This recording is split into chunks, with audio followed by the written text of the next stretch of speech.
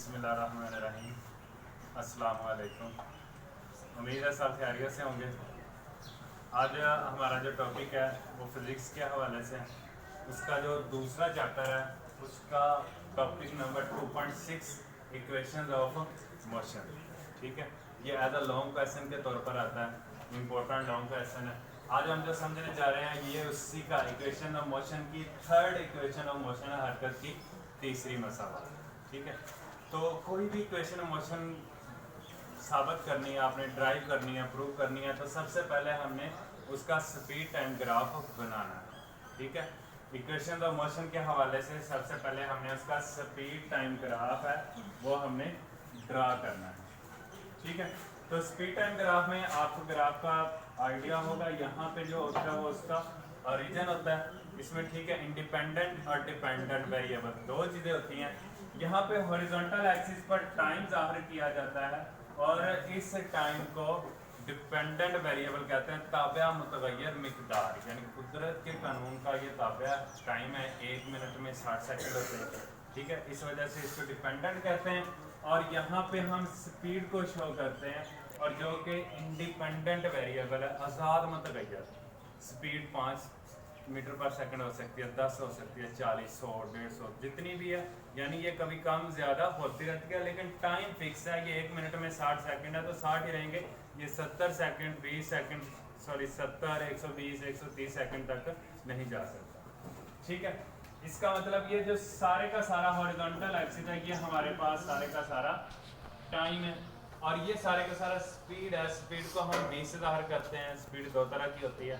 सबसे पहले हम फर्ज करते हैं कि हमारे पास एक ऑब्जेक्ट है, वो ऑब्जेक्ट इधर से उस अपनी इनिशियल वेलोसिटी से हरकत करना शुरू करता है और इस दौरान वो एक्सेलरेशन को गेन कर लेता है। ठीक है, इस दौरान उसके अंदर एक्सेलरेशन पैदा हो जाता है। फिर जब वो अपने फाइनल आखिरी मुकाम तक पहुंचता है तो वहां पर पहुंचते पहुंचते जो उसकी वेलोसिटी है वो वी.एफ. रह जाती है। वी.एफ. से मुराद फाइनल वेलोसिटी और वी.आई. से मुराद इनिशियल वेलोसिटी, जब वो चलना शुरू करता है जहाँ पे जाके रुक जाता है। ठीक है, अब इस दौरान वो एक्सेलरेशन गेन कर लेता है। हम इसको डिवाइड कर लेते हैं। सबसे पहले हम इधर से एक लाइन ड्रा करते हैं, फिर उसके बाद इसके इनिशियल वेलोसिटी इधर से लाइन ड्रा करते हैं। ठीक है, अगर हम इधर से ड्रा ना करें तो हमें जो हल करने में समझने में ज़रा मुश्किल होगी। ठीक है, तो हम यहाँ से एक लाइन ड्रा कर लिया। अब इनको हम नाम दे लेते हैं। नाम कौन से दे लेते हैं? ये इसका नाम ओ रखा है तो इसका नाम हम ए से शुरू कर लेते हैं। A B C D तरतीब से हमने नाम रख लिया O A B C D। अब हमारे पास दो चीज़ें नज़र आ रही हैं आपको। ये एरिया आ रहा है, एरिया ऑफ रेक्टेंगल, तो हम इसका नाम लिख लेते हैं एरिया ऑफ रेक्टेंगल, यानी उर्दू में से हम कहेंगे मुस्ततील का एरिया। अब मुस्ततील का एरिया का फार्मूला होता है लंबाई ज़रब चौड़ाई। ठीक है, अब यहाँ पे हमारे पास फर्ज कर लेते हैं लंबाई है, ये वाली और ये वाली चौड़ाइयाँ सेम होती हैं, ये लंबाइयाँ सेम होती हैं, यानी कोई सी एक लंबाई लेनी है और कोई सी एक चौड़ाई लेनी है, यानी ये वाली लंबाई सेम है। अगर यहाँ पे वी आई है तो यहाँ पे भी वी आई है, यहाँ पे वी था तो यहाँ पे भी वी था। ठीक है, तो इसका मतलब जो हमारे पास इसकी लंबाई है वो हम टाइम और सॉरी पहले चौड़ाई कर लेते हैं। चौड़ाई हमारे पास वी आई है, वी आई ज़रब और टाइम चौड़ाई हमारे पास वी आई टी। लंबाई सॉरी चौड़ाई और लंबाई, तो आप पहले चौड़ाई लिख सकते हैं बाद में लंबाई लिख सकते हैं, इससे कोई फ़र्क नहीं पड़ेगा। अब उसके बाद आ जाए यहाँ पे एरिया ऑफ ट्राइंगल। ट्राइंगल कहते हैं मुसल्लस का एरिया। अब मुसल्लस का एरिया अगर आप देखें यहाँ से लेकर यहाँ तक A B C, ये जो सारा है ये एक मुसल्लस नज़र आ रही है। और ये मुसल्लस अगर हम इस तरह के एक और मुसल्लस इधर है, सेम लग रही है ना, अगर हम इन दोनों को जोड़ें तो ये एक रेक्टेंगल बन जाती है। यानी हम ये कह सकते हैं ये जो मुसल्लस है ये हाफ है। किसका हाफ है? एक रेक्टेंगल का हाफ। ठीक है, अब इसमें ये नहीं कह सकते कि ये वाली और ये वाली सेम है, क्योंकि ये तो ट्राइंगल है, हाफ है पहले, यानी इसका ये वाला हिस्सा है ही नहीं है, सिर्फ ये वाला हिस्सा। अब यहाँ पे क्या आएगा? आप देखें यहाँ से गाड़ी ने चलना शुरू किया, यहाँ पे जाकर रुकी और इस दौरान उसने एक्सेलरेशन गेन किया। तो हम लिखेंगे यहाँ पे कि उसकी स्पीड में इजाफा हुआ है, गेन इन स्पीड, स्पीड में इजाफा हुआ है, स्पीड में इजाफा, और वो इजाफा क्या है, AT है। ठीक है, इजाफा कैसे हुआ है कि इस दौरान गाड़ी तेजी से चलना शुरू किया, एक्सेलरेशन पैदा हुआ, साथ में उसका टाइम भी, इन दोनों के हासिल दरब को पराठकों को हम गेन इन स्पीड कहेंगे। ठीक है, अब एरिया ऑफ ट्रायंगल हमने देखना 1/2 हमने लिख लिया। अब इसमें भी लंबाई दरब चौड़ाई आएगी, तो लंबाई हमारे पास वही है, ये इसकी लंबाई है और ये वाली सेम है। ठीक है, तो इसका मतलब हम लंबाई की जगह पे टाइम लिखेंगे T, और उसके बाद जो इसकी चौड़ाई है वो क्या है, सिर्फ AT। तो इसके साथ हम मल्टीप्लाई करेंगे A और T के साथ। ये हमारा ग्राफ मुकम्मल हो गया। इस ग्राफ को हम कहते हैं स्पीड टाइम ग्राफ। ठीक है, उर्दू मीडियम में भी इसे ऐसे लिखेंगे, स्पीड टाइम ग्राफ।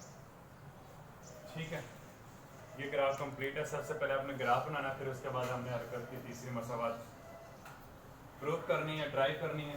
सबसे पहले जो हमने फर्स्ट इक्वेशन में लिखा था स्लोप ऑफ लाइन AB, तो लेकिन थर्ड इक्वेशन ऑफ मोशन में लिखेंगे हम टोटल एरिया, टोटल एरिया को हम ऑफ OABD। ठीक है, कुल एरिया OABD का कुल एरिया, इसको हम ऐसे जाहिर करेंगे, ये किसके बराबर, अभी हम इसको प्रूव भी करेंगे। अब कुल एरिया से मुराद टोटल यहाँ से हम OABD, यानी इस सारे का हमने एरिया मालूम करना है। जैसे आमतौर पर घरों में हम कोई भी जब जगह मेजर करते हैं तो वो भी एरिया में ऐसे निकालते हैं ना, हम लंबाई को चौड़ाई से ज़रूर दे देते एरिया निकल आता है। ठीक है, सेम ऐसे ही OABD। अब मैंने इसको S से जाहिर किया। अब मैंने S से क्यों जाहिर किया, S से इसी वजह से जाहिर किया कि अगर हम यहाँ से चलना शुरू करें, मेजर करना शुरू करें, ठीक है, एक रस्सी लें, यहाँ पर रस्सी रखिए, इधर से लेके जाएं, फिर इधर से, फिर इधर से, फिर इधर से, कि पूरी लंबाई तो होगी है। ठीक है, और इसको हम ऐसे साथ करते हैं फासले को। फासला क्या है कि जब भी आप एक पॉइंट से A पॉइंट से B पॉइंट तक जाते हैं और उस दौरान जितनी भी लंबाई है उस सारे को हम S से जाहिर करते हैं, इसलिए मैंने इस टोटल एरिया को S का नाम दे दिया। ठीक है, अब हम आ जाते हैं एरिया। एरिया का फार्मूला हम सबको पता है, लंबाई दरब चौड़ाई। अब ये लंबाई या अब ये कहना चौड़ाई आपस में बराबर होती है, तब हम जैसे हमने यहाँ पे VI लिखा है, यानी ये और ये सेम है, इसलिए सिर्फ VI लिखा। लेकिन ये वाली BD और OA ये सेम नहीं है, डिफरेंट है। ठीक है, ये वाली और ये वाली सेम आप कह सकते हैं। ठीक है, ये और ये वाली सेम क्यों नहीं है, क्योंकि यहाँ तक हमारा ग्राफ है, इससे ऊपर नहीं जा रहा। ठीक है, तो इसलिए हम इन दोनों की एवरेज निकालने के लिए करते हैं OA plus BD divided by 2। 2 से डिवाइड करना है, 2 से क्यों डिवाइड करना है, एवरेज निकालने के लिए। 2 से इसलिए डिवाइड करेंगे, फर्क ये इसकी लंबाई है 30, इसकी लंबाई है 40, 40 और 30 को जमा करके 2 पे डिवाइड करें तो 35 आ जाएगा। ये उसकी एवरेज निकल आती है, O से निकल आती है। घर में जब हम एरिया मालूम करना हो तो ऐसे करते हैं, ये होगी उसकी लंबाई। ठीक है, अब हम लिखेंगे ज़र्ब चौड़ाई। चौड़ाई क्या है, चौड़ाई इसकी क्या आ जाएगी, OD। लंबाइयाँ 2 डिफरेंट थी, इसलिए दोनों को जमा करके 2 पे डिवाइड किया, लेकिन चौड़ाई OD और AC ये भी सेम है, और यहाँ पे जो है वो भी सेम है, तो इसलिए सिर्फ हम लंबाई एक ही लिखेंगे OD बस। ठीक हो गया, ये हो गया हमारा टोटल एरिया ऑफ OABD। ठीक हो गया। अब इसमें हम एक चीज़ मिस कर रहे हैं, वो क्या है, हमारे पास ये एक्सेलरेशन रह गया O। पिछले ग्राफ में हमने इसको मिस किया था, ज़्यादा डिटेल से नहीं समझाया था, जिसमें हमने लाफत, ये हम रफ अमल में कर लेते हैं।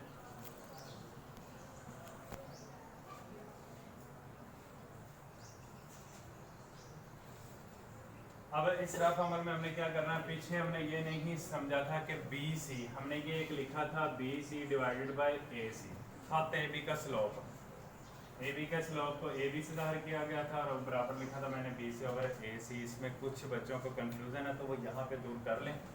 ठीक है, वो ये है कि BC और AC के इक्वल क्यों आ गया ये AB का स्लोप। अगर आप बेटा देखें तो ये वाला जो हिस्सा है इसका यहाँ से लेकर यहाँ तक वाला, ये जो सारा हिस्सा है ये इसके इक्वल है आमने सामने, और ये सारी की सारी क्या है, ये भी वर्टिकल एक्सिस है, ये भी वर्टिकल है, अमूदन एक्सिस है, और ये सारी की सारी क्या है, वेलोसिटी है, जिसको हम v से जाहिर करते हैं, जिसको हम v से जाहिर करते हैं, v से जाहिर करते हैं, ठीक है। और उसके बाद ये जो सारे वाला हिस्सा है, ये वाला हिस्सा ये है टाइम, ये टाइम है जिसको हम t से जाहिर करते हैं। अब देखें ये a के बराबर नहीं होता, ठीक है, एक्सेलरेशन a के बराबर होता है ना, तो मैंने क्या लिखा, AB का स्लोप AB का स्लोप a बराबर है BC ओवर AC, इस वजह से मैंने लिखा है BC ओवर AC, ठीक है। क्यों लिखा है, क्योंकि एक्सेलरेशन का जो फार्मूला वो ये है, वेलोसिटी बटा टाइम, ठीक है। एक ये कंफ्यूजन होगी। अब मैंने ये बताना था कि इसमें जो मिस है, इसमें वो ये है एक्सेलरेशन मिस है, ठीक है। तो हम क्या करेंगे, इस पूरे को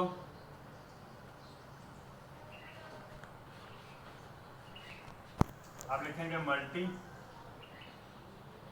विद A बराबर है BC over OD both sides, दोनों तरफ A बराबर BC ओवर OD से ज़रब देने से, ठीक है। क्योंकि हमने पूरे एरिया में इसकी और इसकी भी बात कर ली, टाइम की भी बात कर ली, लेकिन हमारे पास एक्सेलरेशन मिस रह गया, एक्सेलरेशन इस एरिया में नहीं आया, तो वो जो चीज़ नहीं आई वो हमने खुद से मल्टीप्लाई करनी है। तो जो चीज़ आप एक तरफ मल्टीप्लाई करोगे वो दूसरी तरफ भी मल्टीप्लाई करना है। तो इसका मतलब हम लिखेंगे S ज़रब BC बटा OD is equal to A plus BD divided by 2 ज़रब OD ज़रब BC ओवर OD, ठीक है। यानी इस पूरी इक्वेशन को BC ओवर OD से मल्टीप्लाई कर दिया और S को भी। अब आप देखें OD से कट गया, ठीक है। अब आ जाए, इस पूरे को हमने किसके इक्वल फर्ज किया, A के इक्वल, इसकी जगह पे क्या आ जाएगा S ज़रब A, 2 इधर डिवाइड हो रहा है तो इस तरफ आगे क्या हो जाएगा, मल्टीप्लाई हो जाएगा, ठीक है। और दूसरी बात OA किसके इक्वल है, ये O और ये A, O यहाँ पे कुछ नहीं है और A किसके इक्वल है, BI के। इसका मतलब हम OA की जगह पे क्या लिखेंगे, BI प्लस BC, ये B है और ये C है, ठीक है। अब ये BC किसके इक्वल है, C BI के इक्वल है, ठीक है, और B BF के, BI हमने पहले लिखा हुआ है तो BC की जगह पे हम सिर्फ लिखेंगे B और F, ठीक है। इसका ब्रैकेट में लिख लें ज़रब BC, ये हमने पीछे भी प्रूव किया था कि BC हमारे पास कैसे आया कि हमने BD में से CD को माइनस किया, BD माइनस CD, तो तब हमारे पास BC हासिल होता है। और जो BD है वो बराबर है B और D बराबर है VF के, VF माइनस और जो CD है CD बराबर है VI के, तो ये आ गया BC। यानी हमने BC की जगह पे लिखना है VF माइनस VI, ठीक हो गया। यहाँ तक उम्मीद है समझ आ गई होगी। अब इन तीनों को मल्टीप्लाई करें तो ये 2AS बन जाएगा। इनकी तरतीब सीधी करें, VF पहले लिखें और VI बाद में लिखें, पीछे बच जाएगा VF माइनस VI। अब इस पे हम फार्मूला अप्लाई करेंगे। फार्मूला कौन सा है वो हम A plus B, A minus B बराबर है A square minus B square.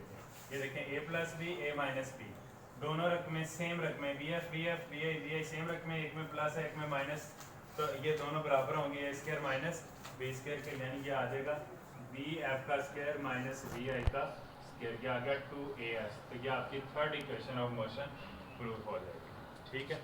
ये सारा रफ अमल है, ये सिर्फ आपके समझने के लिए। बाकी ये वाला और ये वाला हिस्सा ये सारा आपने as a neat long question के तौर पर करना है। इसमें किसी भी चीज़ की समझ ना आई हो तो आप कमेंट्स करें, ठीक है, और हमारे चैनल को सब्सक्राइब करें ताकि आपको आसानी से ये वीडियो मिल जाए और इसमें आपको मज़ीद मालूमात हासिल होंगी, ठीक है। तो आज के लिए अल्लाह हाफ़िज़।